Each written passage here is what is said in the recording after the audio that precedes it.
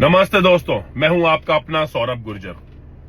अभी 2-3 दिन पहले संसद भवन में राणा सांगा जी के ऊपर एक टिप्पणी की गई जो कि बहुत ही ओछी और निंदनीय है। हमारे देश के जो वीर सपूत हैं, हमारे देश के इतिहास के पन्नों में जो दर्ज हमारे महापराक्रमी योद्धा हैं, फिर वो चाहे राणा सांगा जी हो, चाहे वो कोई भी किसी भी प्रकार का हमारा योद्धा हो जिसने देश के लिए हमारी संस्कृति को बचाने के लिए युद्ध लड़े, उनके बारे में कुछ भी बोल देना, इस प्रकार की भाषा का उपयोग करना बहुत ही गलत है। हमें इतिहास को पढ़ना होगा। जब हम इतिहास पढ़ेंगे तभी हम इतिहास को जान पाएंगे। सिर्फ सोशल मीडिया के द्वारा जो जानकारी प्राप्त हो रही है उसके आधार पर बोल देना, यह बहुत ही गलत बात है।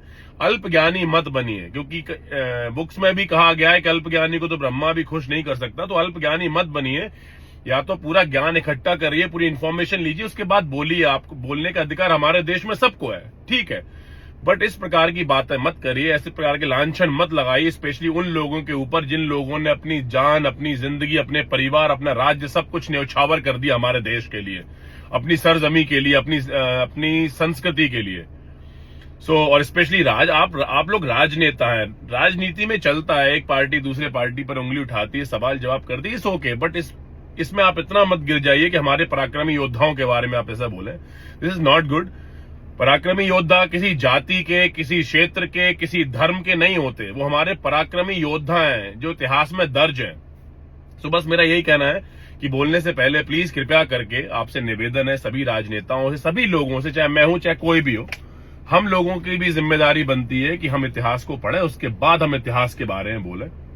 और राणा सांगा जी के बारे में मुझे बोलने की जरूरत नहीं है। हजारों ऐसी बुक हैं जहां पढ़ सकते हैं उनका शौर्य है। वो क्या योद्धा थे वो।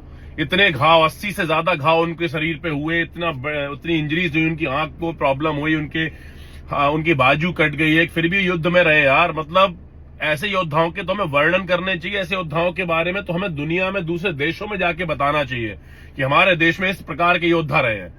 तो प्लीज कृपया करके सभी लोगों से निवेदन है कि कुछ भी हमारे पुराने पराक्रमी योद्धाओं के बारे में जो इतिहास के पन्नों में दर्ज है, बोलने से पहले कृपया करके इतिहास को पढ़ें, उसके बाद बोलें।